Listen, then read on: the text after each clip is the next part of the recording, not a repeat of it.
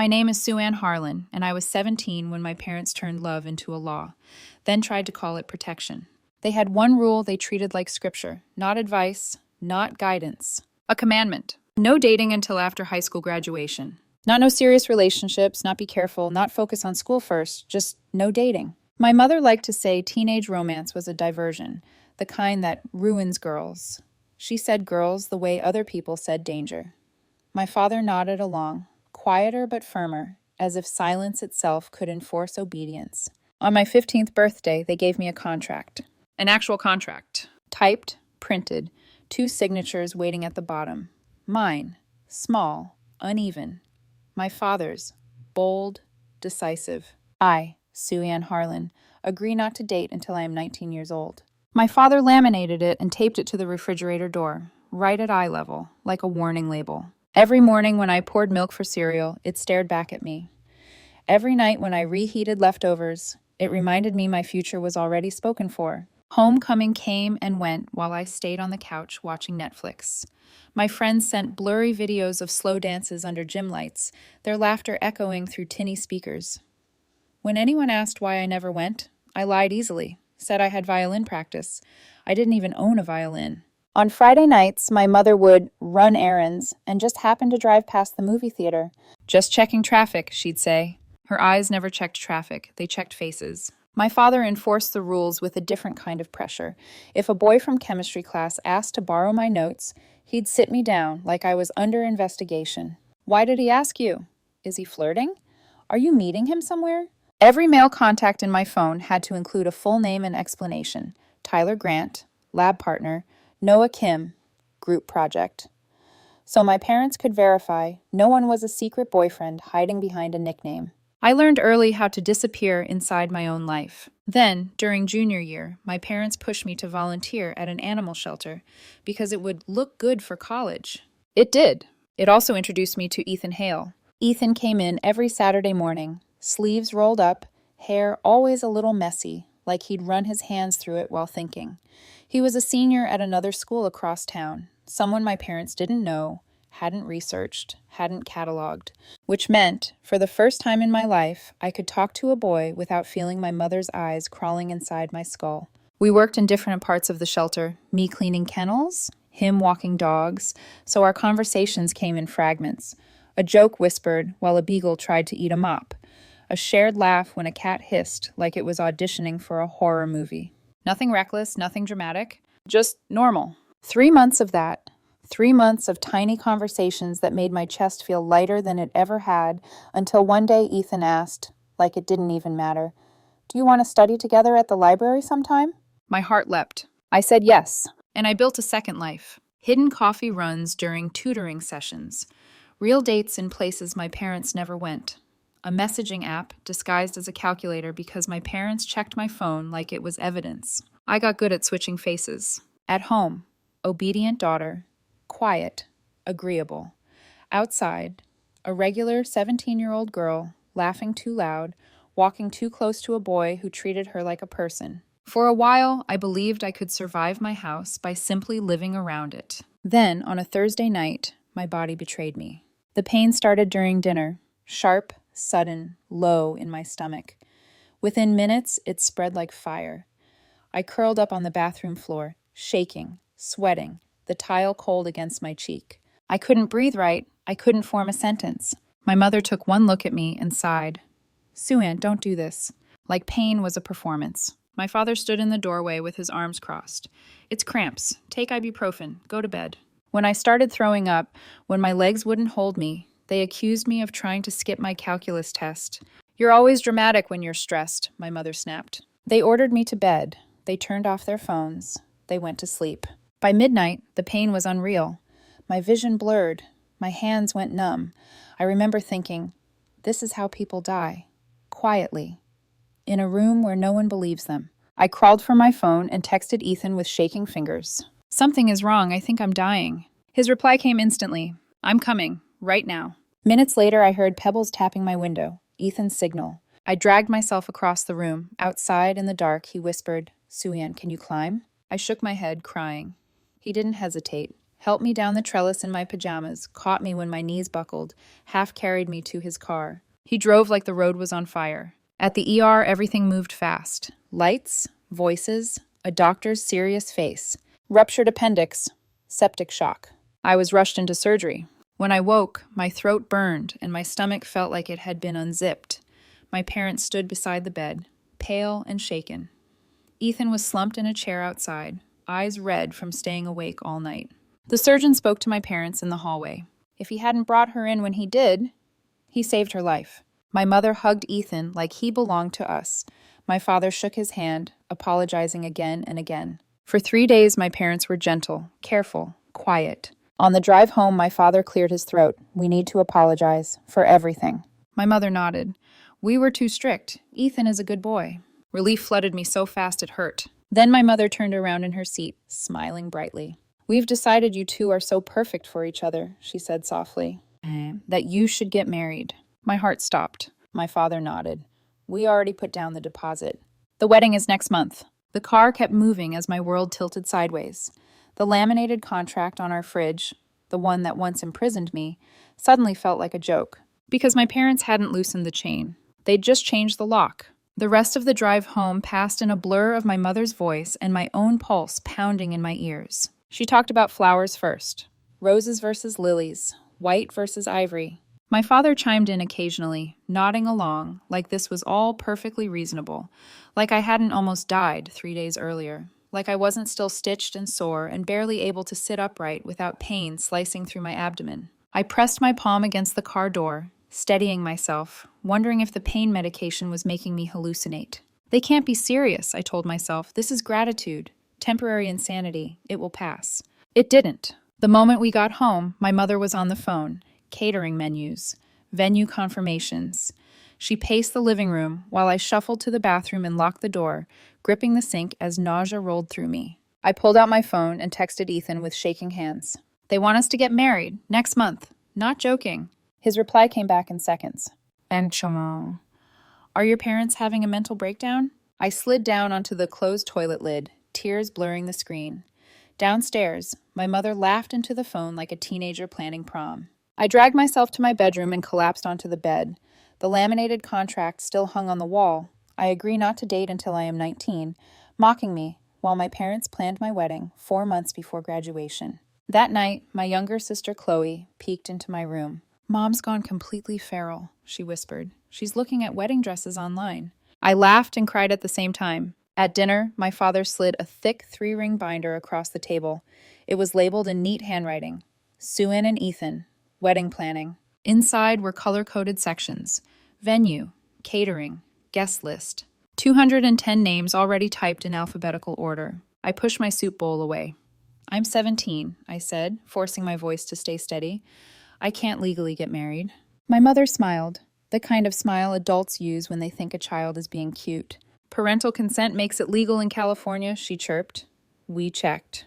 2 days later, Ethan came over for the thank you dinner my parents had promised him. He wore a soft button-down shirt and kept sending me confused looks across the table as my mother beamed at him like he was already family.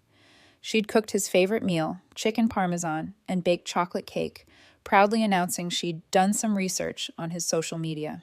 I mouthed, play along, terrified of what would happen if he didn't. After dinner, we sat on the porch swing while my parents watched us through the living room window like we were an exhibit. We've been dating 4 months, Ethan whispered, and this is insane. My parents think they're fixing something, I murmured. They just don't know what. The next morning, I learned my mother had already contacted my school. She requested extraordinary circumstances for early graduation due to my medical recovery and upcoming marriage. The guidance counselor called me, confused and concerned. I lied about bad reception and hung up before she could ask why my mother thought I was getting married. That afternoon, my friend Lily came over to study. My mother intercepted her at the door with a stack of wedding invitations and a calligraphy pen. Could you help address these? She asked sweetly. From the staircase, I watched Lily read the gold-lettered card. Sue-Ann Harlan and Ethan Hale request the honor of your presence. Ambes. Her eyes widened. She mouthed, "Are you okay?" I wasn't. That night, I tried reasoning with my parents. College. Normal graduation.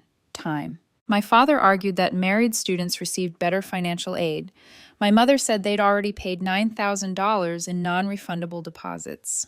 They can't go to waste, she said lightly. The next morning, Chloe burst into my room holding her phone. Mom posted it, she whispered. Everything. My mother had announced the engagement on Facebook. Edited photos from Ethan's Instagram made to look like professional portraits. Comments flooded in. Relatives planned flights. Rumors spread like wildfire. By lunchtime at school, everyone assumed I was pregnant. I cried in the bathroom until Lily found me and pulled me into the library. She'd started a group chat called Save Sue Ann. Everyone had ideas. CPS, fake pregnancy scares, running away. I knew none of it would work. If my parents sensed resistance, they'd just move faster. That afternoon, while looking for stamps in the garage, I found my mother's old wedding notebook. It was dated when she was 17. Magazine cutouts, dress sketches, songs. At the bottom of one page, written in shaky ink, "Canceled, baby." Everything clicked. This wedding wasn't about me. It was about the one she never got. That night, while my father handed me the phone to choose reception meals, I deliberately selected the most expensive options, hoping cost would stop them. My mother clapped. Nothing is too good for my daughter. Later that week, Ethan met with his older brother, a law student. The legal truth was cruel. Parental consent made this possible. Meanwhile, Chloe came into my room with her phone, eyes serious. "I've been recording Mom," she whispered, just in case. She showed me videos, voicemails, rants about how marriage would fix me. Saturday morning, my parents drove me to a bridal shop without warning. I stood on a pedestal in a $3,200 gown while strangers whispered. One woman asked if we were part of a cult. My mother cried about her baby growing up. I felt nothing. The next day at school, Lily's mom, a social worker, pulled me into an empty classroom. "This is coercive control," she said gently, "and it's abuse." She handed me her card. That evening, Ethan parked with me at a quiet park. We held hands, watching kids swing back and forth, both of us knowing we were trapped. 2 days later, while searching my father's study, I found 3 opened envelopes buried under tax papers. College acceptance letters. Scholarships. Deadlines approaching. When I confronted my mother, she shrugged. "I didn't want you distracted." That Sunday, the pastor preached about free will. He stared directly at my parents. By Monday, the photographer arrived for engagement photos. By Tuesday, my aunt showed up unannounced. And by Wednesday, everything began to crack. Because someone finally knocked on our door who wasn't family. And they weren't there to celebrate a wedding. The knock came at 4:17 in the afternoon. I remember the time because my mother had just reheated her coffee for the 3rd time, pacing the kitchen while discussing chair covers on speakerphone. The doorbell rang once, sharp, professional. Not the cheerful ding of neighbors or relatives. My mother froze. "I'll get it," she said quickly, smoothing her hair, pasting on her pleasant voice smile. From the top of the stairs, I watched a woman in a gray blazer introduce herself, badge clipped to her pocket, clipboard held close to her chest. "Child Protective Services." My stomach dropped so hard it hurt more than my surgical incision. My parents spoke at the same time. Overlapping reassurances, confusion, outrage wrapped in politeness. They ushered her into the living room like honored company. My mother immediately launched into her narrative. How grateful they were. How Ethan had saved my life. How they were simply celebrating young love. She showed the CPS worker articles about my surgery, texts she claimed I'd sent saying I was excited, photos of the engagement. The woman nodded, writing carefully. Everything was going wrong.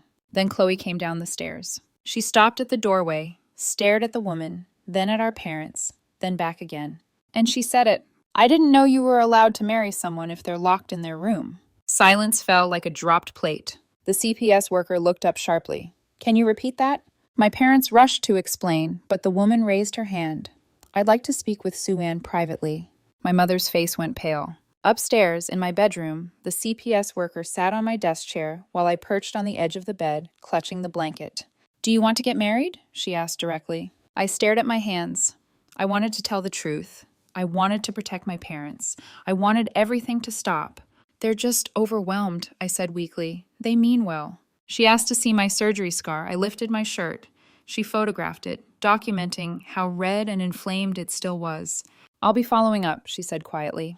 That night, dinner passed in silence. The next morning, my parents left early for work. Pastor Collins arrived around 10 and found me sitting on the porch swing, staring into space. I've never seen anything like this, he admitted. I may refuse to officiate. I barely had time to feel relief before my mother escalated. She took my phone, my laptop, locked my bedroom door. For your own good, she said through the wood. You'll thank me. Chloe slid my phone back through the vent that night. I texted Ethan. Lily, the social worker. But I couldn't call 911. I couldn't break my mother. The next morning, Pastor Collins came for premarital counseling. When he realized I was locked inside my room, he demanded my mother unlock the door or he would call the authorities himself. She complied, but sat inches from me the entire session, correcting me whenever I spoke. I could see him writing notes. 4 days before the wedding, my aunt returned. This time she brought reinforcements. Another aunt, my grandmother. Secrets spilled. Shouting erupted. Postpartum psychosis, someone yelled. Stop lying, my mother screamed. In the chaos, Chloe grabbed my arm and shoved me toward the back door.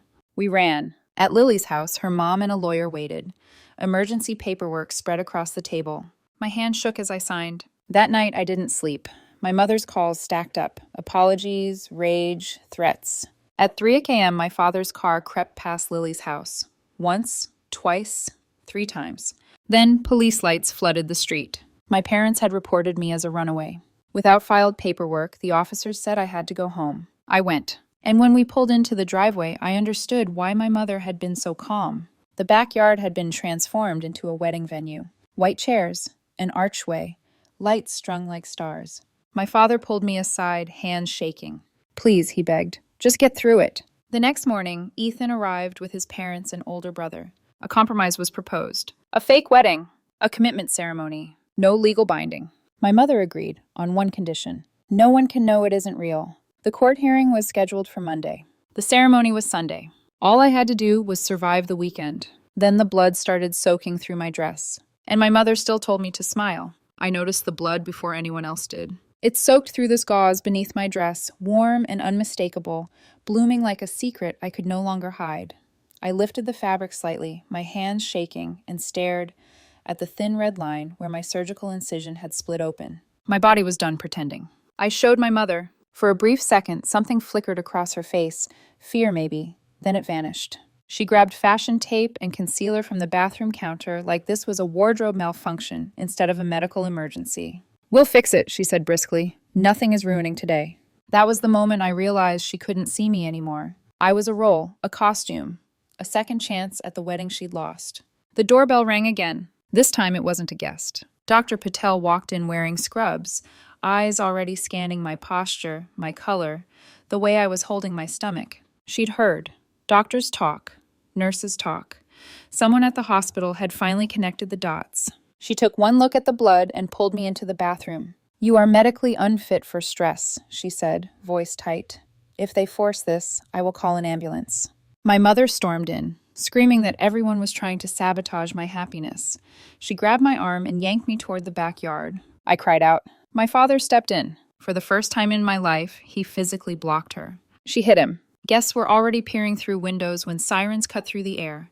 3 police cars. Paramedics. Chaos scattered the yard. Officers separated my parents. Paramedics assessed my mother, whose speech had turned rapid and erratic. When they asked about her mental health history, she screamed that they were liars. They took her away in an ambulance. The arch stood empty in the sun. Flowers wilted. White chairs abandoned. No music, no vows. Just silence. That evening, my aunt arrived with emergency custody paperwork.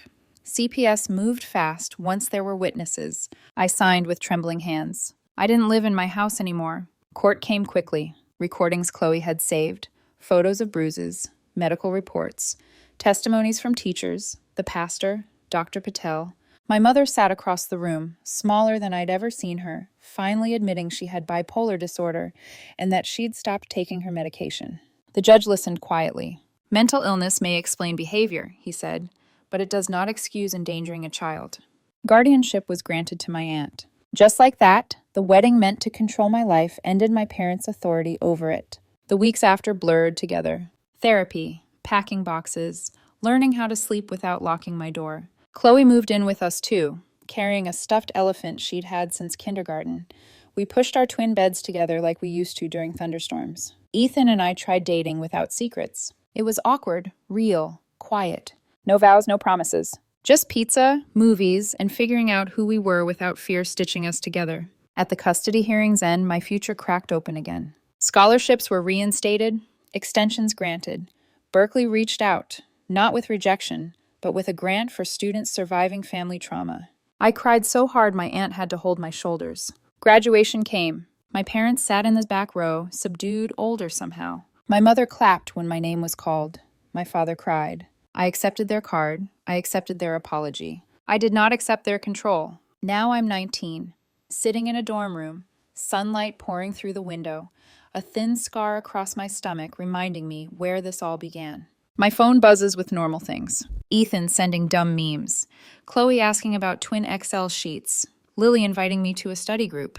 This is the life they tried to protect me from. Instead, they nearly destroyed it. I sling my backpack over my shoulder and step outside, walking across campus toward a future I finally get to choose. One ordinary step at a time.